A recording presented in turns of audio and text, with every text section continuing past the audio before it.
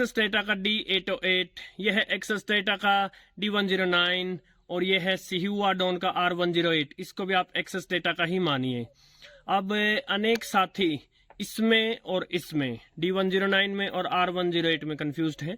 हालांकि मैंने बताया था पहले ही कि यदि आपको MP3 प्ले चाहिए, ब्लूटूथ चाहिए, तो आप D109 पर जाइए, और यदि आपको R108 पर जाना ही है तो कुछ कुछ D808 में सिमिलैरिटीज हैं इसकी, राइट। और इसके अलावा अनेक साथी FM के बारे में पूछ रहे थे, तो FM पर मैंने बताया था इंडोर मुझे थोड़ा सा ये बेटर मिला था और आउटडोर मुझे थोड़ा सा ये बेटर मिला था, लेकिन स्टिल प्रॉपर हर सिचुएशन में ऊपर नीचे बाहर अंदर इन दोनों का कंपैरिजन का वीडियो आ जाएगा। अभी सेल चल रही है और सेल एंड होने जा रही है 10 नवंबर को। 8 नवंबर को सुबह 5 बजे इसका और इसका FM पर कंपैरिजन का वीडियो आ जाएगा साथियों। आज हम देखने जा रहे हैं FM पर क्या R108 D808 को टक्कर दे सकता है।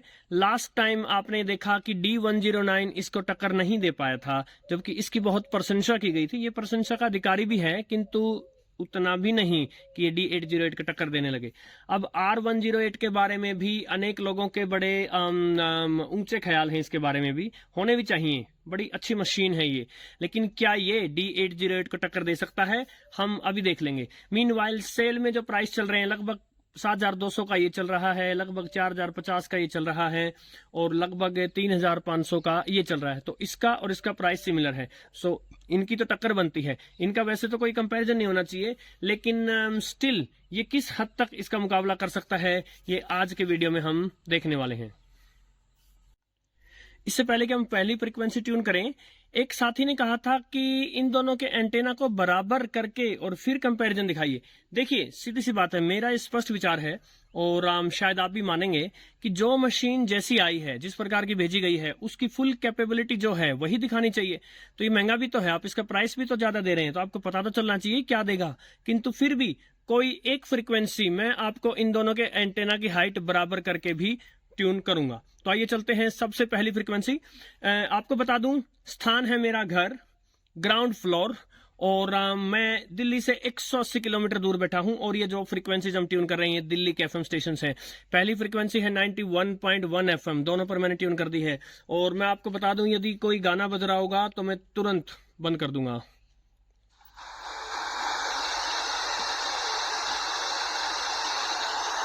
ऑलराइट, बहुत ही कम मंदा सा कुछ इसमें चल रहा है।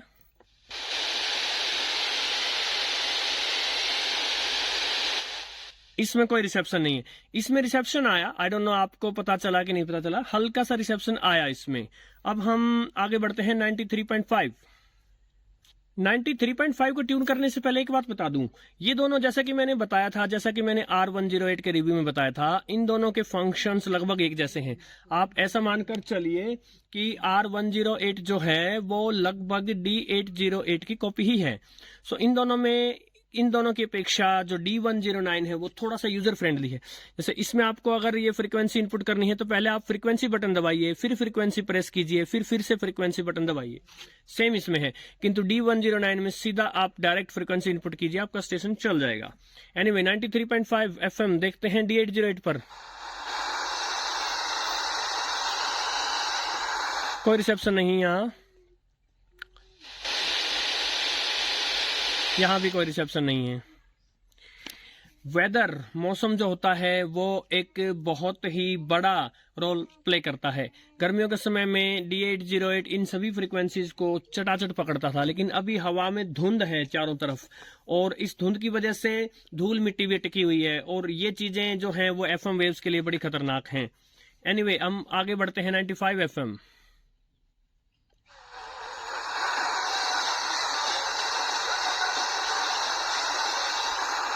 कोई सॉन्ग प्ले हो रहा है, हल्का सा रिसेप्शन है, और R108 पर कुछ भी नहीं है। और अब हम चलते हैं 100.1 FM पर। समय जो है वो साय के 5:26 हुए हैं। यहाँ कोई ऑल इंडिया रेडियो आकाशवाणी का कोई FM शुरू होगा।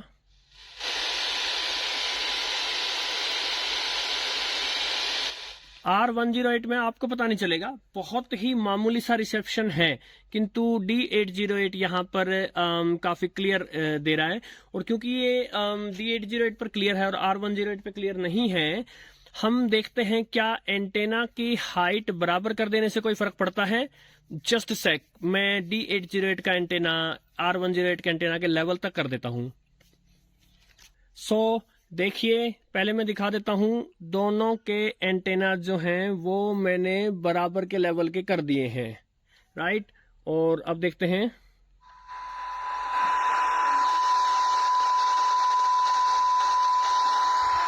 D808 में स्टिल रिसेप्शन है,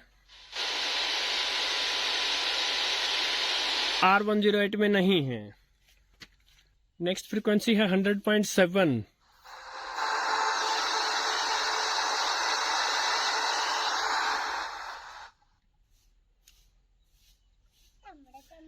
D808 में हल्का सा रिसेप्शन है, R108 में कुछ भी नहीं है।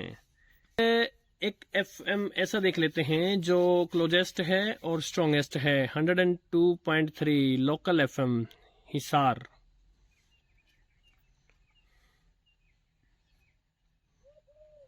स्लॉग ओवर्स का समय था, 247 के स्कोर पर ये 8वां विकेट है।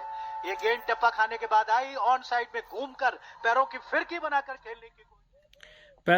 बनाकर खेलने की कोशिश की थी। दायरे के अंदर तालियां बजाते हुए इंग्लैंड के खिलाड़ी, लेकिन 8वां खिलाड़ी आउट हुआ, जो कि इस समय लोकल FM जो लगभग 90 किलोमीटर दूर है, उसको दोनों विदाउट किसी प्रॉब्लम दोनों कैच कर रहे हैं। लेकिन दिल्ली वाले FM, एक बात तो ये कि वो जो ऑल इंडिया रेडियो के FM है उन जितने स्ट्रांग नहीं है, पहली बात तो।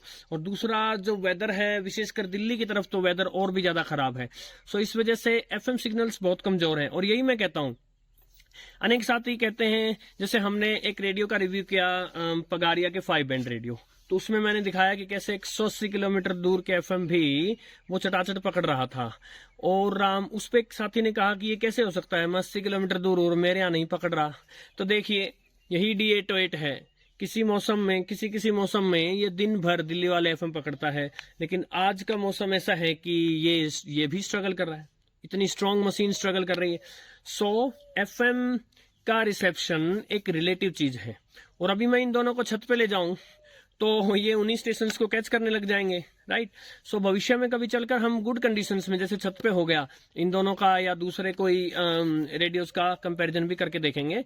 सो आज का वीडियो आपके लिए लाभप्रद रहा होगा, अनेक बातें आपने इनके बारे में सीखी होंगी। ऐसा भी हो सकता है साथियों कि मेन FM से कुछ ही किलोमीटर दूर और ये कैच ना करे, क्योंकि आपके रास्ते में इतनी रुकावटें और इतनी चीजें हों। FM वेव्स जो हैं वो लाइन ऑफ साइट पे चलती हैं, जहां FM का ट्रांसमीटर है वहां से और इस रेडियो के बीच में ज्यादा बाधाएं नहीं आनी चाहिए। यदि आप बड़ी बड़ी बिल्डिंग्स और इलेक्ट्रिकल डिस्टर्बेंसेस के बीच में रहते हैं तो रुकावटें, बाधाएं जो हैं वो किसी भी रेडियो के रिसेप्शन को खराब कर सकती हैं। तो वही रेडियो किसी के यहाँ 120 किलोमीटर दूर भी रिसेप्शन दे देगा और किसी के यहाँ 60 किलोमीटर दूर भी नहीं दे पाएगा। ये सभी रिलेटिव चीजें हैं, रिसेप्शन की कोई गारंटी नहीं हो सकती। नमस्कार।